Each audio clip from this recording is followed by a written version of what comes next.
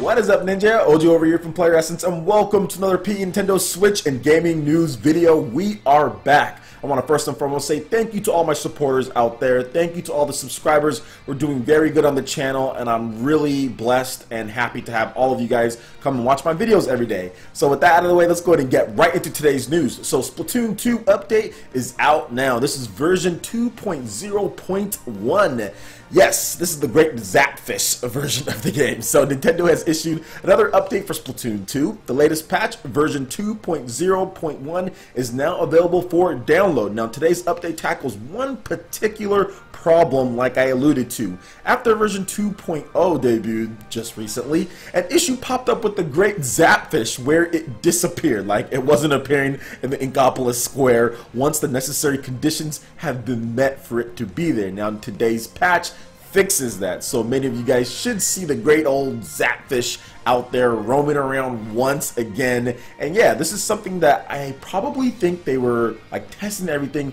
Everything was fine. They made one little adjustment before they were going to launch the patch, and that's what probably messed it up. And they put the patch out there. Nintendo chilling, all the developers are sleeping, all of a sudden somebody goes, the great Zapfish has disappeared. I can only imagine at the research lab, they're like, how did it disappear? What happened? I mean, that's one of those things that you don't know. You don't know until you put it out there and then everyone sees it, and then there was one small little mistake, because I'm pretty sure the great Zapfish was there during all of their testing. I'm almost positive it was there. They made one little adjustment, thought everything was going to be fine. They changed one little thing around as far as to prep to get ready for the patch or to put the patch out, and the Zapfish disappears. Game development can not always be easy at times. A lot of times it's very hard, and one little thing can change around things or make things disappear, and you have no idea what happened until you actually release it to the public to where you can find the issues. So the great Zapfish is back, rest assured, and I've been playing Splatoon 2.0 just a bit. We had a PE Arena earlier this week on Monday, and it was fantastic. 2.0 is great. A lot of good adjustments. The game feels a little bit tighter. There's still some stuff that they need to fix up when it comes to things, and people's connection is pretty trashed here. But at the same time, I do think that they made some great adjustments as far as 2.0 goes. Some cool new game modes that are coming in. A lot of great stuff when it comes to prestiging, raising the level cap, and so much other good stuff, man. So what do you guys think about Splatoon 2 version 2.0.1 bringing back the Zapfish? And how are you guys liking Splatoon 2 version 2.0 so far? Let me know in the comment section below. Alright, and continue on with the update theme here. Super Mario Odyssey update is out now. We are up to version 1.1.0,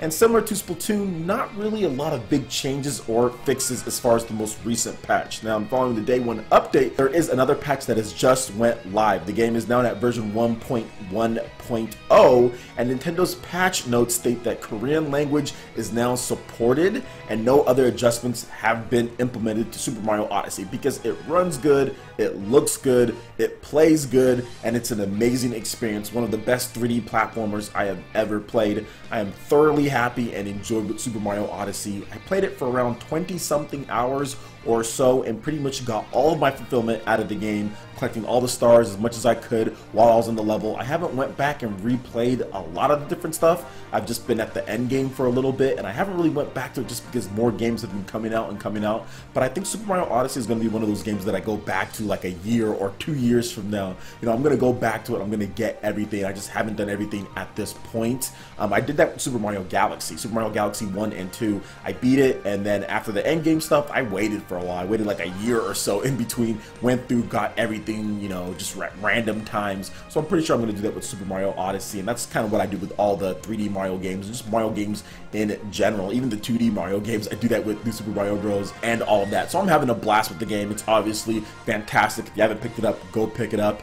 It's still 2017's best-selling game on Amazon.com, which is insane because it came out at the end of the year, so it's selling extremely well. It's doing well. It reviewed well. It's in a lot of Game of the Year discussions as far as nominees go. So yeah, Super Mario Odyssey got a brand new update. Go download it, check it out, and let me know what you guys think about Super Mario Odyssey in the comment section below. Alright, and moving into the last article here, Square Enix has announced its Jump 2018 lineup and stage schedule, and the big one here as far as Nintendo Switch users is Dragon Quest Builders will be showed off at the show. Dissidia Final Fantasy NT for the PlayStation 4 and Dragon Quest Builders for the Nintendo Switch stage events are planned. So Square Enix has opened its official website for Jump 2018, which is super exciting, which runs from December 16th to the 17th at the Makuhari Messe in Chiba, Japan, and announced its lineup of titles and stage schedules. Here are the following titles that will exhibit at the event. So Dissidia Final Fantasy NT for the PlayStation 4,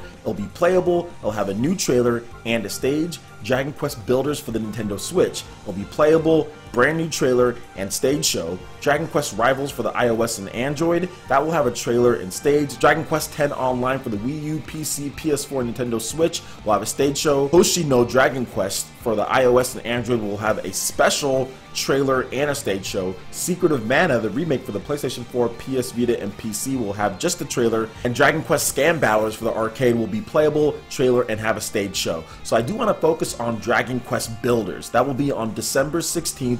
You guys will be able to watch this on YouTube and at Nico Nico. So Dragon Quest Builders will be premiering at 11:30, and I'm guessing it's JST, Japan Standard Time. And Dragon Quest Builders Builder School Winter Course. The regular program, Builders School, will deliver information on the Nintendo Switch version of Dragon Quest Builders. We will introduce the Switch version with a live gameplay demo featuring the producer of the game, the assistant producer, and the V-Jump editorial department, one of their employees as well, in addition to a MC for all of the festivities. And you guys know those MCs get things kind of crazy when it comes to things. And I do want to go over one more game, and that is Dissidia Final Fantasy NT for the PlayStation 4. So Dissidia Final Fantasy NT will be showed off on December 17th via YouTube or Nico Nico, and I'll have a special stage for Dissidia Final Fantasy, which will launch on January 11th in Japan. The producer and director will report the latest information about the game alongside special guests featuring the producer, the director, one of the voice actors, and a different MC as well. So yeah, this is actually really hype for Dissidia Final Fantasy NT for the PlayStation 4. We should get some new information, maybe they announce some new characters for the game. I'm looking forward just to seeing the competitive play. That's really what I want to see in this game. Not necessarily for me to buy the game and play it myself. I think I'm going to have enough to play around that time, especially with Xenoblade Chronicles and the DLC and everything that's coming out. So I don't know if I'm going to be playing Dissidia Final Fantasy NT, but I know I'm going to be watching it and watching the good players play on Twitch and all that, because it looks like a really fun game to watch. I mean, it's probably going to be cool to play too, but it looks like one of the games that I think that I'm definitely going to be watching as far as the good competitive players go. So yeah, it's looking great. Can't wait to see what they have as far as Dissidia Final Fantasy NT for the PlayStation 4. Now moving on to Dragon Quest Builders, really excited about this game. As many of you guys know, I purchased the PlayStation 4 version after the Nintendo Switch version of Dragon Quest Builders 2 was announced, and I probably should have waited. I got kind of hyped and excited, and I wanted to try the game out, and I purchased it, and then I'm like, oh man, it was announced for the Nintendo Switch and it's coming out next year.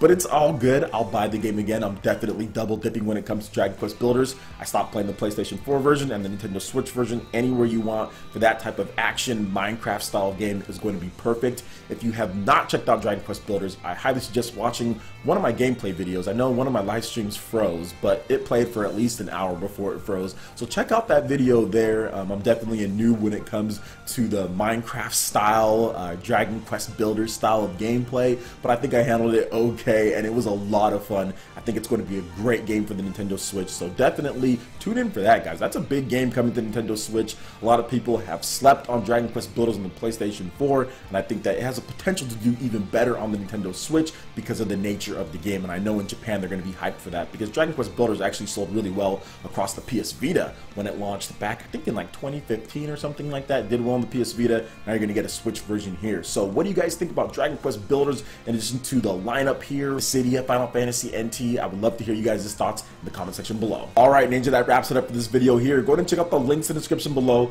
We've got Facebook, we've got Twitter. Go ahead and give us a like and a follow on our social media. Really helps us spread the content of Player Essence across the interwebs in addition to YouTube. Also, make sure you check out our Patreon and YouTube live gaming page and consider supporting Player Essence. When you do so, it gets you access to all sorts of cool benefits, perks, rewards, and emotes via sponsorship. So check out the links in the description below and consider supporting Player Essence right here on YouTube. Hit that like button if you did like this video. Lets me know you guys want more content like this going forward in the future. And subscribe to Player Essence for the latest RPG, Japanese, and Nintendo gaming news. Thank you so much for watching, and we'll catch you ninja for the next video. Peace.